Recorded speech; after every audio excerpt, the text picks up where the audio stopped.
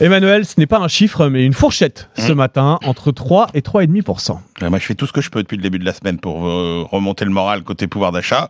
Et là, j'ai une bonne nouvelle. Effectivement, c'est l'enquête publiée par le cabinet Deloitte qui interroge régulièrement plusieurs centaines d'entreprises sur leur politique de rémunération. Eh bien, la bonne nouvelle, c'est que pour 2023, les budgets d'augmentation prévisionnelle des salaires varieront de 3 à 3,5%. C'est un niveau historiquement haut.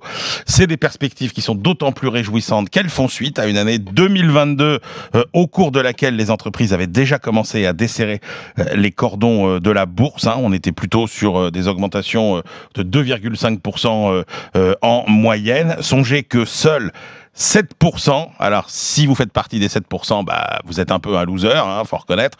Non, je rigole, mais c'est vrai que 7% des salariés seulement n'ont pas connu d'évolution de leur salaire de base en 2022. Apparemment, il y en a dans ce studio. On n'est pas dans les statistiques, là, attention. Oui, il y a des revendications syndicales qui s'expriment autour du studio. Alors que c'était quand même, donc 7% en 2022, 45% en 2021. Un salarié sur deux qui n'avait pas été augmenté en 2021. Bon, alors, il y a quand même un point noir, c'est cette inégalité femmes-hommes qui augmente pour le coup. Oui. Effectivement, l'égalité salariale entre hommes et femmes ne progresse pas et même recule, puisque l'écart salarial moyen s'élève à 3,7% cette année. C'était 3,3% en 2017 et c'est encore pire chez les cadres, puisque l'écart est de 5%. Point intéressant, par contre, en termes géographiques, il y a un tassement de l'écart entre la région Île-de-France, où les augmentations sont souvent plus dynamiques, et la province.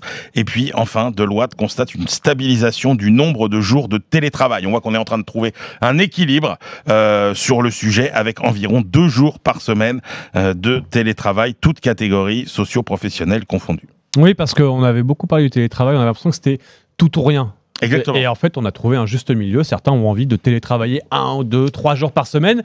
L'équilibre 2 jours, 3 jours est quelque chose qui est assez consensuel aujourd'hui. On a quand même envie de croiser un peu nos collègues. Ça nous fait plaisir de croiser Manu Le Chip tous les matins.